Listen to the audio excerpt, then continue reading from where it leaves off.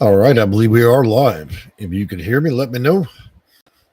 So, yesterday we talked a little bit about some of the budget cuts that were out there, and today I'd like to do a Q&A for you guys. Many of you have questions and concerns about the different programs, and I'm going to pause this TV in the background. There we go. So, today's about a Q&A for those of you that are interested in Section 8 consulting, Section 8 housing, affordable housing, and those that have concerns about some of the budget cuts and whether or not you'll be able to get a housing voucher moving into 2026, the current state of affairs that are currently happening through the administration. So while we do that, I know many of you are going to be watching in the background. So you think of something you'd like to ask. This is a live chat. The video is live as of 4 p.m. Central Standard Time. And so a few introductions. My name is Jay. I am the owner of Section8Consulting.com. We work with clients, roughly $600 to $1,000 a year. And we help people navigate the system, get housing, vouchers. We work with landlords that are trying to understand the process to go through to become one and mitigate risk. So that being said, today, while we wait on questions to roll through, we're going to talk about the 2026 budget. And the White House has issued a statement that there are going to be some cuts around $26 billion off of 72. And those cuts preferentially will affect other programs. It's really not really directly related to the housing choice voucher. So many of you that are seniors and disabled, you're not going to be affected.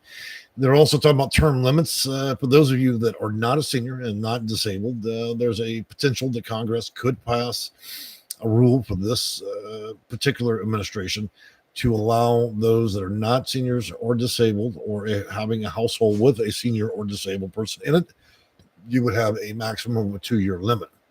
It's important to understand that this incremental rule, if applied, could be changed on the next administration. Okay, so it would be rather temporary if it does happen. And again, this is not the decision so much of what the White House can do. It has to go through both parties, both Congress and the House, and they have to agree on that very much.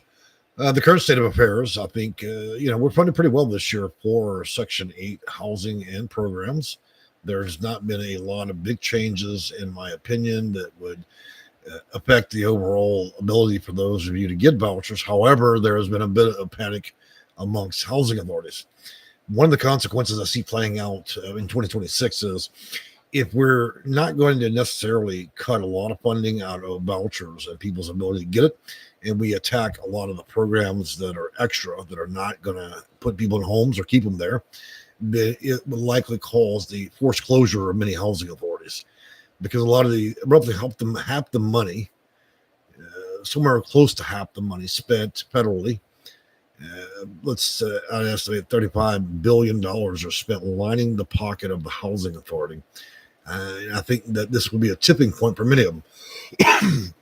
If you cut all the extra fat out of there, then many housing authorities will no longer have an incentive to be open, and that would revert them back to the state, which I think is the goal.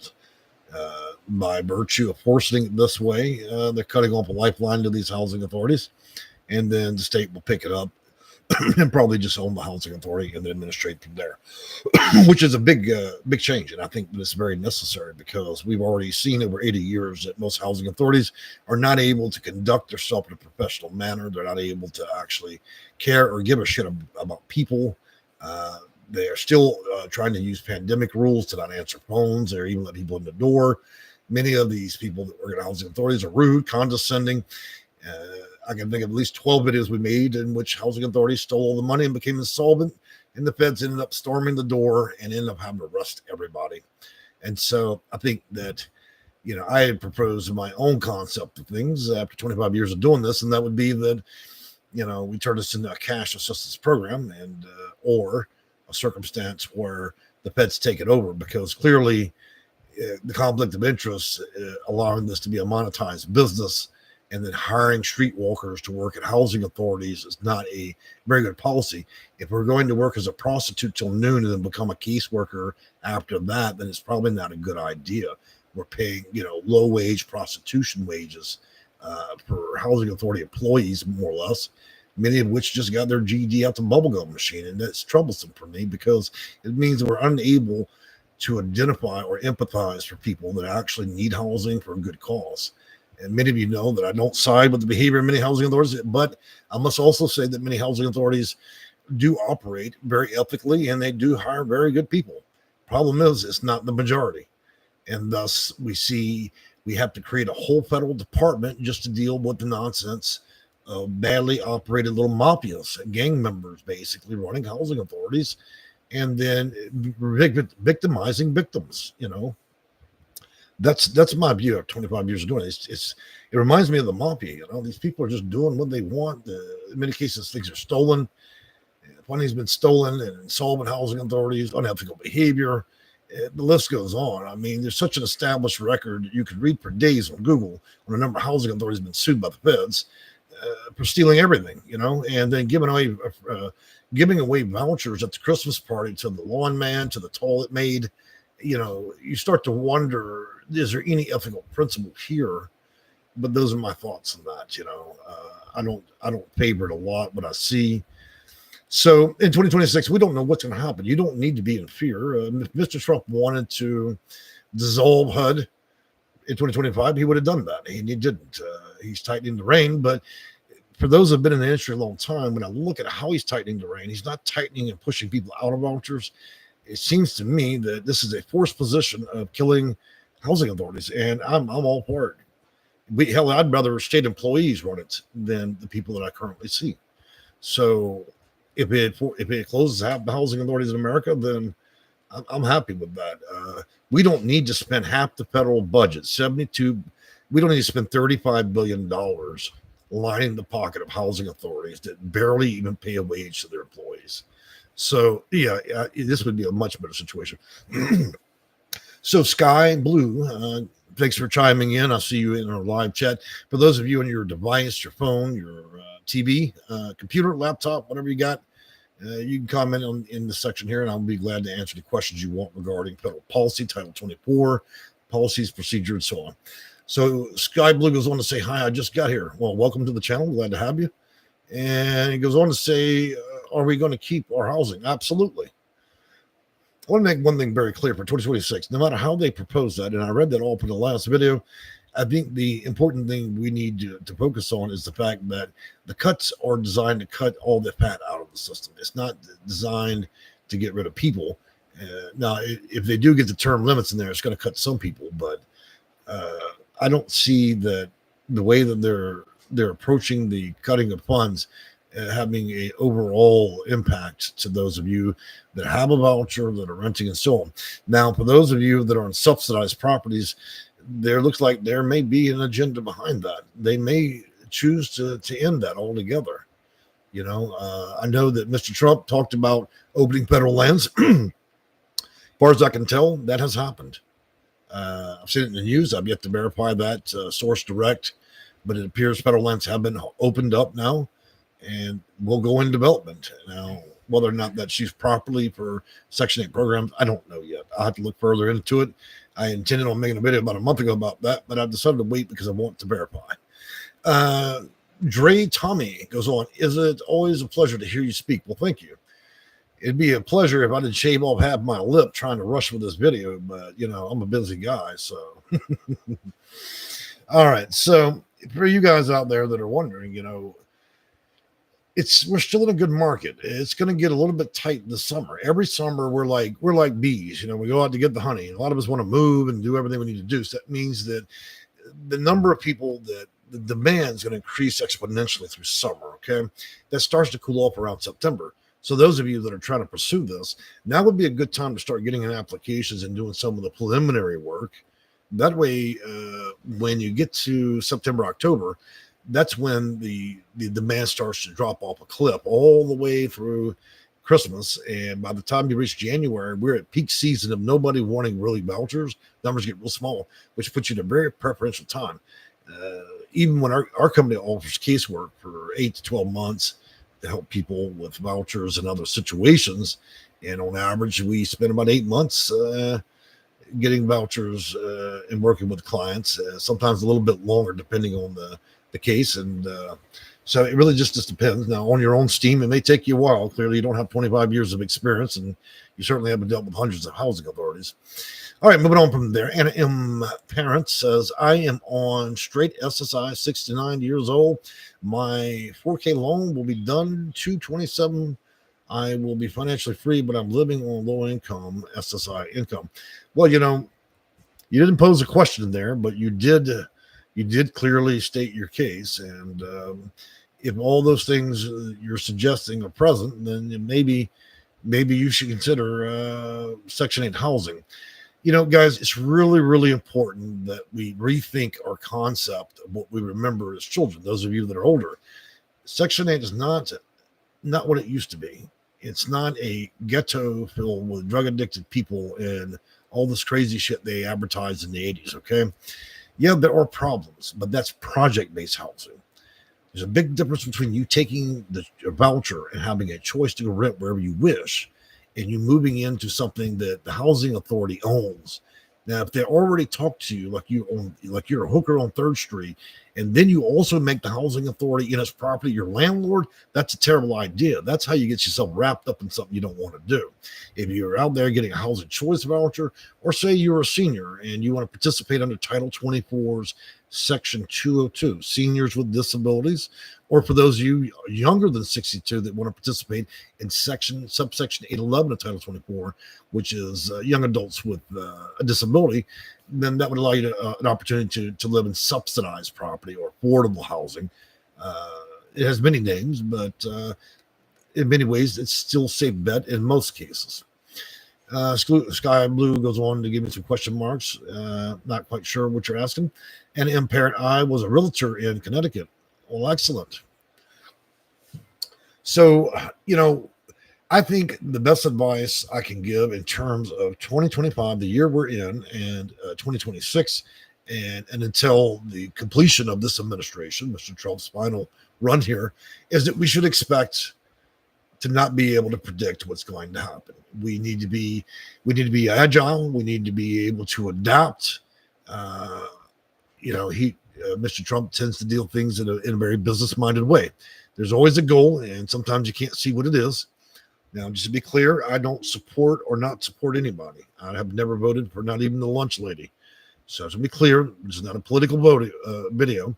But what I'm saying is I don't know what direction things are going to go because, frankly, he does what he wishes in that White House.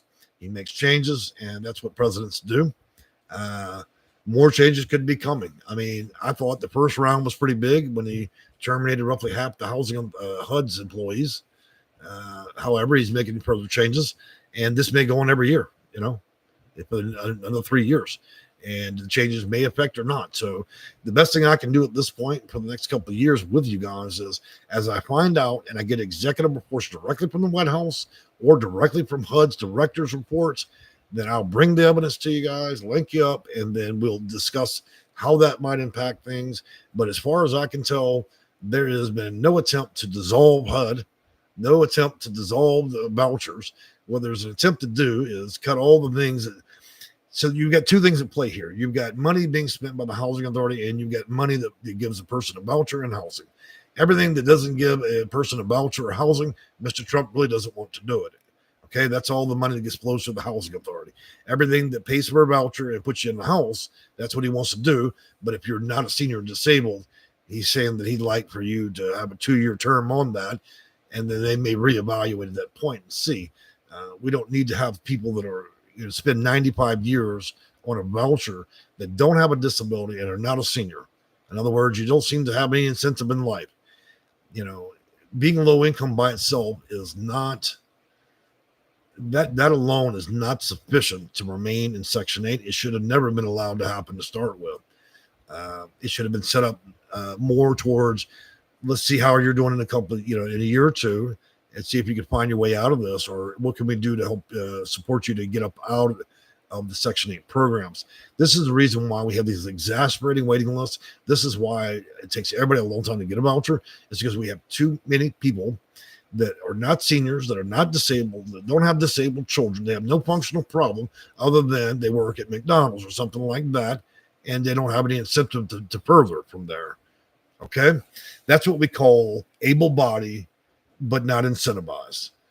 If we cut all those people out during this administration, then what will happen is we'll see waiting lists more than triple how quickly you get it.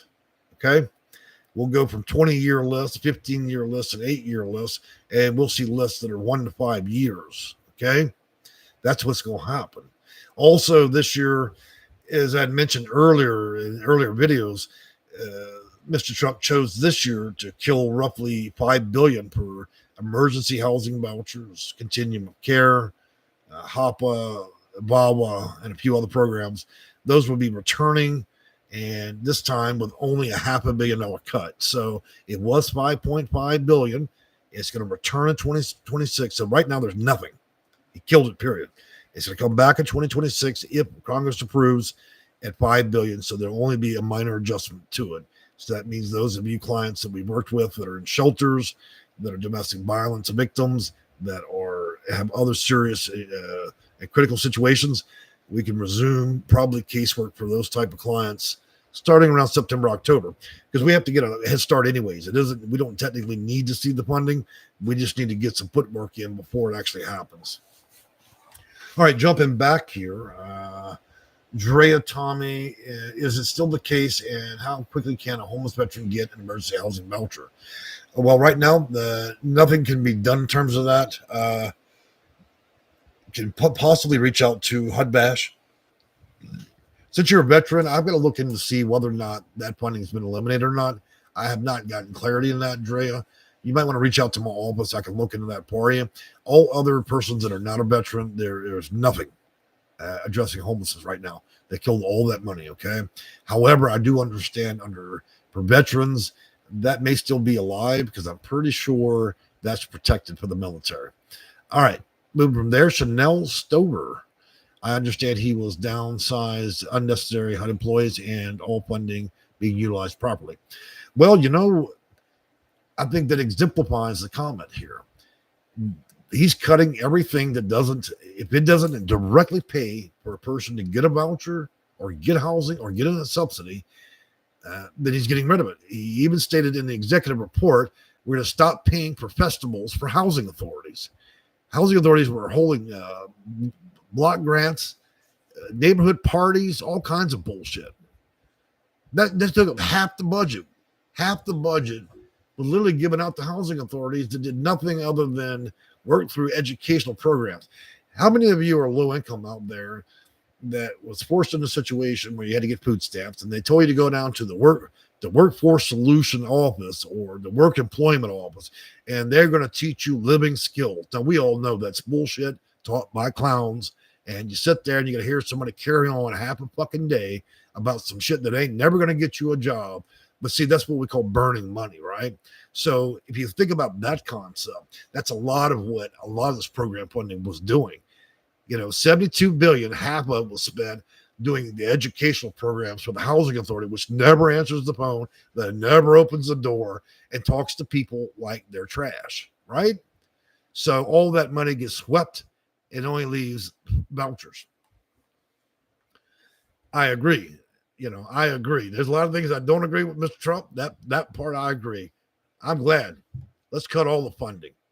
Matter of fact, let's run the housing authority out of a cardboard box. I'd be happy with that too, frankly.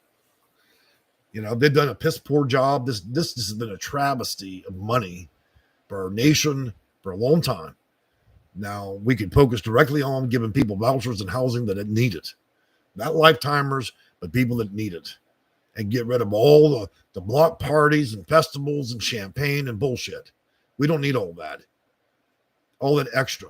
Literally burning $35 billion, and none of that went towards a voucher. So, to lose to that. All right, moving on from there. In Tampa, retired out of commercial lending in after the 2008 mortgage crash. Well, I'm sorry to hear you had to go through that. I think that was a tough time for the whole country. I am saving for closings, which I'm doing now. Good. Chanel Stover. Following G under extreme poverty, low income, elect, homeless, need fresh starts, veterans, abuse, and more. Absolutely. And we're hoping to see a return of that funding. And again, for those of you that are veterans, I do believe that funding may be active for that. I'm going to try to verify that next 48 hours. And if it is, I will damn sure get here to make a video to inform you guys. Looks like Craya knows 144K. Damn shame. Well, could be or it may not. I don't know. I don't know the context of why you're saying that, but probably is. Chanel Stover agrees and says yes. So I think we got an interesting 2026. I don't, for most of you, it's not going to affect much. Now, the news has been spinning this. They make it out like Mr. Trump is going to cut half the funding and then put everybody on the street. You got to love it. And it's every news station, too. They're all planning. Democratic news stations, even the Republican stations, they're all in this for fear factor, and they love it because you guys keep clicking away and reading that nonsense. Like we read the executive report, there's nothing about cutting vouchers. There's definitely a consideration of term limits. And again, this isn't up to the White House. This is a proposal, and then if Congress and both party lines agree, then that may or may not happen. It could be longer, it could be less, it may not even go. So, but the news has done a fabulous job of lining their pocket with money because the readers gobble up bullshit.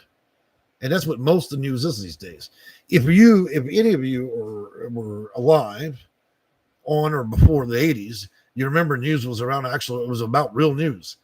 I don't even know what it is anymore. I've gotten so bad about this. I only read technology reports and science because almost everything else on the news is being bent one way or another.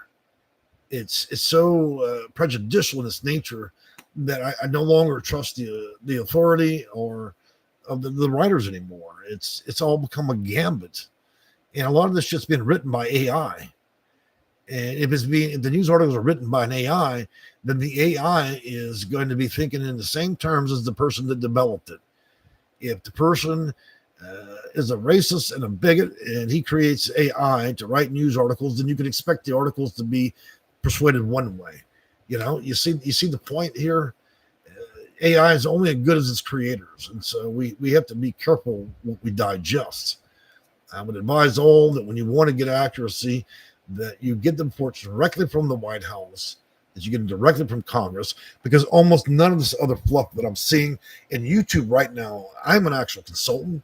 I've not been able to identify any other actual real consultants on YouTube. All these other people are entertainers. They're talking about shit they don't understand. They've never read a page of policy, procedure, data manuals, Title 24, no federal regulation. Their lips are flapping about just whatever shit they've read on Google from an AI. And they're giving out preferential information as if they are an authority, but yet have not achieved a single moment of any college training at all. And YouTube allows us all day. From 9 a.m. to 1 o'clock, you can find them at a children's party dressed as a clown. And from about noon to 5, they're now a master consultant of Section 8 programs. YouTube's filled with this garbage now. It's a sad state of affairs. So, it's so broad on YouTube as well. But it's good to share opinions, right? That's mine, and everybody has one, right? All right, Chanel Stover says, yes, tis. Galvin Newsom spent $24 billion in California homeless, still went up. Let me be frank about California.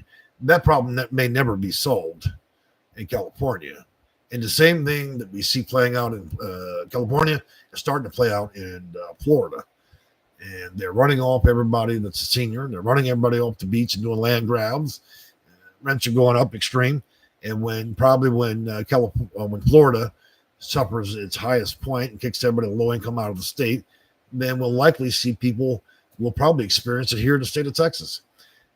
Everything that New York went through, now California, and the next domino to fall will be either Chicago and Florida. And to be frank with you, Florida is at a point where they're pushing everybody out that doesn't make a great income. I'm seeing a lot of that. And I'm having a hard time recommending people pursue vouchers or anything else in that state because the difficulty level is so high. Drea Tommy, related to veterans or seniors, assuming someone has all their paperwork in order as of today, how quickly in days and weeks can someone get emergency housing voucher? Well, for one, assuming that the program of funding is available, with my office's help, probably 4 to 6 weeks Without my office or another consultant, probably, I don't know, months. It depends. There's two avenues you can go through: the housing authority or the actual veterans hospital, to speak of the worker. But they're not much better than housing authority employees. So it depends on skill level, depends on how you're doing it. Sky Blue, can you please answer my question above? Sky Blue, why don't you just ask the question again? And just to be clear, guys, I do my best to answer all questions, but sometimes YouTube does not show you those comments. You might see your comment on your screen, but YouTube sometimes will subtract those comments, and I don't see it. Okay, I'm not skipping anybody. Yeah, so if I didn't answer the first time, Sky, it means it wasn't present on my screen. YouTube has an algorithm. If it isn't like what you say, it'll remove it, or even hide it, or even delay it. Okay, let's be clear about this, guys. Ask the question again, just rephrase it or misspell it a little bit, and maybe this time it'll clear YouTube's algorithm.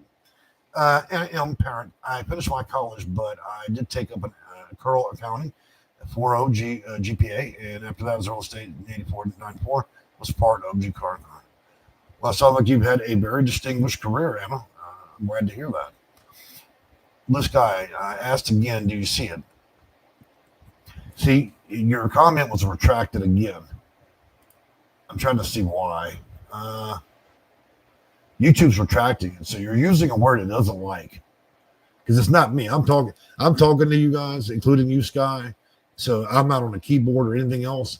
I can tell you, but YouTube is retracting your comments. So it's got to be a word you're using. Just try to rephrase again. Muka77, I've been reading seniors are safe to keep their Section 8 more than 2 years. Let's be clear about this term limit of 2 years. This is a proposal for next year for Congress to decide.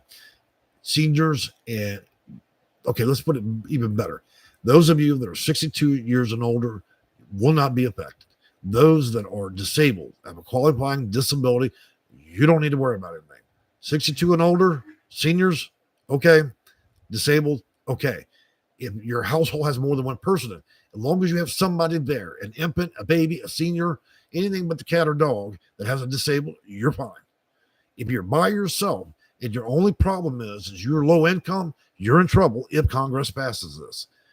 And not so much in trouble, it just means you're going to get what you get for 2 years. Mr. Trump has 3 more years in office. That means you have to find another year to do something. I don't know. They got 3 hots and a cot in the local shelter. I don't know. I know it's not funny to put it that way, but you know, what could we possibly do if there are term limits? And I really want to know who decides those term limits, because that to me gives a lot of authority to the very people that seem to be doing the worst job. Are we saying that we're going to implement term limits and then let the housing authority decide that? I'd have to question that. So also there could be legal remedies, whether through an attorney or all the sues the housing authority over that for a client. You may have to. It depends on the criteria. And remember, this is a proposal. We don't even know the rules to it yet. There could be all kinds of rules. I can assure you one thing. If they get that proposed to Congress, it's going to be about 10,000 pages on it. I might spend a week reading through that. But the good part about anything that the White House and Congress and the House does, it's usually filled with mistakes. And I will have my yellow marker ready for every loophole. Not that I'm interested in trying to break any federal law, but I mean, if you leave the door open, then it's my job to close it, right? How else would you have a good consultant? All right, so Anthony, can housing authority ban birth parent without due process? I don't deal in immigration. I know where you're going there. You're reaching a little bit out of my department there. So now if you're suggesting that the housing authority has no authority to determine whether or not a parent has due process, that solely is an immigration issue as you framed it now. You'd have to give further context as to how the housing authorities don't make decisions on birthright. YouTube. Okay, well, somebody named themselves YouTube. I like that. Interesting. What if you're 55 and have a pending disability case? Well, the thing about it is, guys, let's be clear about disability. Now, when you deal with the Social Security Administration and you want a check to pay you, right? You're disabled, you want to get a check from the government, stop working, right? Then that's the Social Security Administration, which is a federal agency. HUD is a different federal agency. It doesn't require you to get a disability check in order to be disabled. There are lots of things that qualify.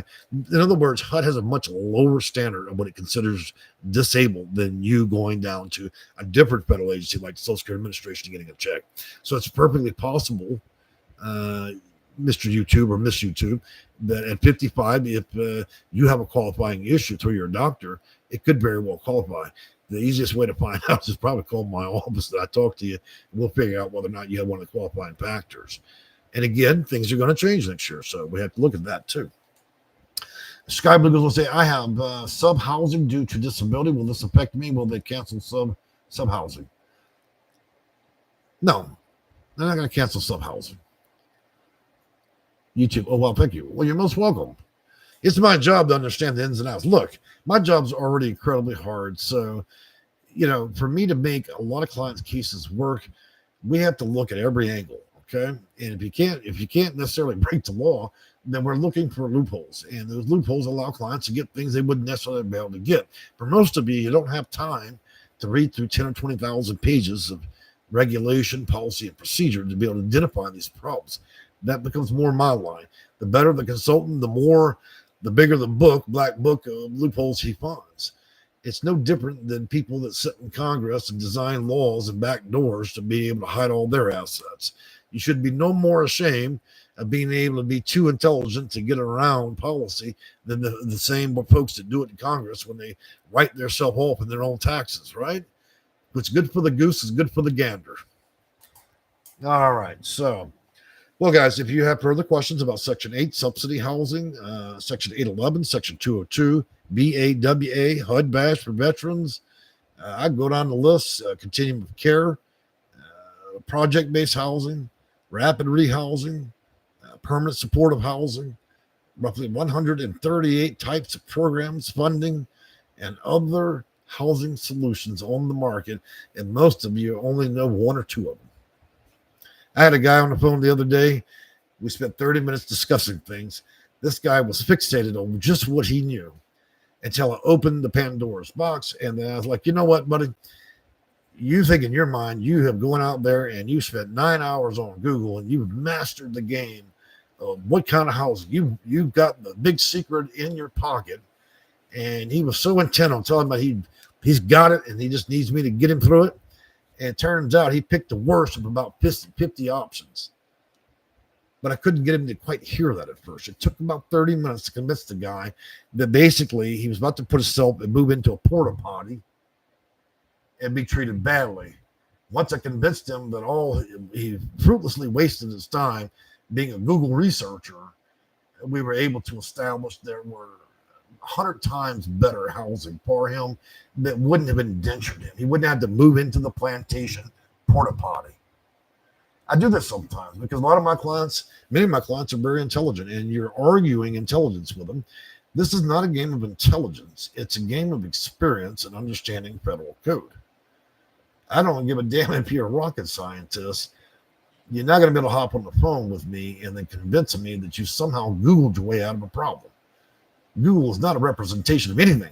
It's getting worse because a lot of the AI searches aren't even accurate.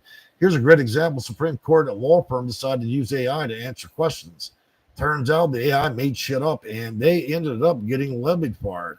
The attorney actually bought the bullshit of the AI and presented it to the Supreme Court. They checked case law.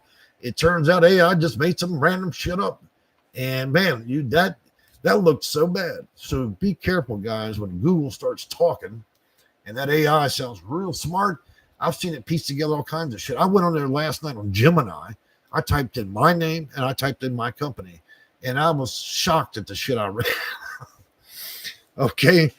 I mean, I made 1,500 videos and I've been in this so long. So, right, I'm all over Google. I mean, there's videos all plastered all over Google regarding the topics I've talked about. We've talked to legal aid in front of legal aid societies, many court cases. So there's a lot about me. There's many news articles.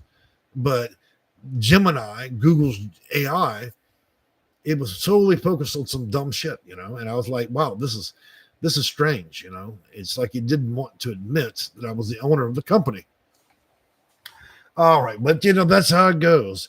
I wish I could call and complain to Google. By the way, I think your AI has been out drinking all night. It's recommended that I'm not the owner of my own company, despite my fucking face all over it.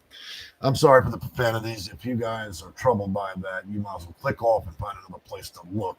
I'm going to use them, and I don't give a damn what anybody thinks. If you wear your feeling, it's on your shoulder. If Jesus told you don't, then don't. And there's lots of party clown entertainers on YouTube that'll give you all kinds of nonsense you can listen to. So you'll have to tolerate that part of me if you want this channel. We're here to discuss things in totality. And if you can't handle adult talk, then tough shit, you know. All right, Anthony, the question is, how can the housing authority ban anyone in Illinois after a complaint has been made harassing neighbors who evidently have a favorable relationship with the manager? All right, let me digest that for a minute. Housing authorities banned anyone in Illinois after a complaint. Well, that's hard to say, you know, Anthony. First of all, I don't know the true context of everything that happened in that case. Two, I'm not certain this would be a great place, a public platform to discuss them. If you have specific concerns, Anthony, regarding yourself or circumstance where you've been troubled by this, harassed or thrown out or otherwise, this is a matter we should speak directly through my office, okay? There are just some things we should not put in a public platform. Besides that, back in 1979 and the early 80s, I grew up in a trailer park. First rule of Fight Club is never put your business out in the street, man. Okay, I don't mind questions, but we don't want to be too revealing. There's too many trolls on YouTube. All right, he says, tell it. I got no problem there. That's part of my South Louisiana culture. We tend to tell everybody just all the wrong things. And I am parent. My voucher only calls for one bedroom, which I have, but it's not a hand. Okay, so you need ADA compliance, and I would recommend reaching out to our office regarding ADA compliance. If you're having an issue with the landlord or the PHA, then we would need to submit an accommodation or modification request, prove that it's fundamentally and both administratively reasonable at costs in administration. Okay, I know a lot of people put in their own stuff, but look. If you don't formulate that correctly to identify the consequences of not violating the 2008 Disability Act, they may not meet ever compliance with that. And putting a pencil to a piece of paper won't get it with housing authorities. You have to be almost damn near represented legally. This is part of why we work for the law firm, because I don't do half measures with housing authorities. We will inform them of their rights, and if they fail to do that, then they'll get civil action. And I'll let a judge tell them what they're going to do. Or we'll pick it up to the feds and then have them investigate it, turn the building upside down. Either way, I don't ever ask nicely when dealing with housing authorities. You cooperate or we'll step on your throat. I got time to fuck around with housing authority and their employees. They are not an authority. They're not federal employees. And most of them do not act in good faith in anything that they do. And I think this whole system needs to be washed out of that. Everybody's talking about draining swamps, man. It's time to drain the housing authority. Either the state needs to run it or the feds. But last thing we need to do is have this privately run anymore. It's been 80-year travesty of treating. Look, people on a fucking plantation 200 years ago got treated better and talked to better than the way that housing authority employees are actually dealing and talking to people. And they're getting paid to talk shit to people. This needs to end. I sincerely hope Trump ends it. You know, we can do it a better way. All right, Blue Sky, can I file for Section 8 if I have? Okay, so I did answer that question. Karen knows, thank you for your part, 100%. Well, thank you for that. Guys, I'm going to really enjoy this next video. It won't be as spicy, and I'll tone it down for those of you that have religious concerns, okay? But I'm probably going to discuss veterans and seniors. Okay, I haven't decided completely, but I think that those of you that are veterans, seniors, and disabled need to be addressed. I don't know what order I'm going to go in. I can only do one topic per video, but I'm going to address those three categories. If you guys have a desire, hop on our YouTube channel. We have a community page. Please comment there, and I'm going to put up a poll for you guys. Let me know what's bothering you, what's troubling you, who's creating a problem for you, what are your concerns, why are you worried? Are you trying to get something that seems impossible? Have you been misled? And I'm allow you opportunity, guys, to talk about that on our community page. So we can start identifying what actually matters to people, not just make videos that are popular. Okay, I'm not here to do popularity. I'm here to answer real life issues and try to resolve them the best way I can. For those of you that have serious matters as a landlord or a tenant or a prospective tenant or a current tenant, you got problems with your landlord, your housing authority worker, reach out to my office. Obviously there's some costs to that, but if you're vehemently or adamant about getting that resolved, my company can and will do it. We have a stellar reputation. You can Google me to the moon and back. You can probably find maybe 3 comments out there where somebody feels slighted by my company, but I'm not out to produce a perfect reputation. I don't like everybody I deal with either. If you run a restaurant, do you think you're going to have a 5-star rating? No. I think mine's 4.9. I'm lucky to even have that, consider how I talk to people, but I'm real, and I'd rather speak in truth than to sit here and sugarcoat shit for people. Okay? You people need to hear the truth, not what's friendly. I'm not here to soften the blow or to make people feel better. What I'm here is to make sure you understand what your rights and responsibilities are, how to defend yourself, how to get through a system that doesn't want to serve you. What I'm not here to do is to ease and to make you feel better about yourself. That's what your psychiatrist is for. Okay, I know that's rough around the lines, but look, we have to draw a line in the sand. Somebody's got to tell you the truth, even if it pisses you off. So that's the best way to handle business. Same way my mother handled me. God rest her soul. She left us in January. Also, I'll be introducing one of my cats. Many of you know that I'm a pet lover. If you're a pet lover, you love our channel. I've always got cats popping in and out of the channel. Now, I don't have any other pets besides my litter. I call it the Cat Rancho. I've got 7 of them, and they're all very animated cats, and they're a little bit overweight, but they're good kikis. And so if you're a pet lover, you'll enjoy our channel as well. All right, guys, I really enjoyed talking with you. If I missed some of you guys' comments or questions in the chat, please accept my apology. The comments may have been removed or retracted by YouTube. My advice is, if it's a burning issue, reach out to my office. My website is www.section8consulting.com. You can find it in the description. And otherwise, and we will be back Thursday, and we're going to talk about seniors, veterans, and those that are disabled. We're going to talk about at least some portion of that. And join us on our community page. You can find that linkage as well, where you can comment on our the topics there. It's kind of like Facebook, where we post a picture and some information, and then you can comment there for those of you that are capable. Otherwise, I really enjoyed it, and I want to celebrate animals while we're in the channel. It's my channel. I'm going to do the hell I want. So for those that are pet lovers, you'll quite enjoy it. We'll get along famously if you remain a member of our channel, which is free, So I've enjoyed talking with you all very much. Hopefully I won't shave off part of my face next time, and we'll try to enjoy each other's company next Thursday, hopefully in the morning, around 10 a.m. Central Standard. If it's not at 10 a.m., you can always expect me around 4 p.m. Central Standard Time. That means I live in Texas, but keep in mind, for those of you that are wondering if I work in other states, this is a federal program, which means I'm trained to work in all 50 states, okay? It's anything federal covers the whole U.S. I don't just work in one zip code or one state. I work in all of them, though admittedly, California and New York and Florida suck up most of my time, especially California. New York is the second. I think New Jersey comes in fourth. And Massachusetts, God help that place. It's a lot like West Virginia, man. You guys have it hard, and I fought some of the hardest battles for the state of Massachusetts in terms of Section 8 and housing, okay? I really do feel bad, guys, for you out there in Massachusetts. I do.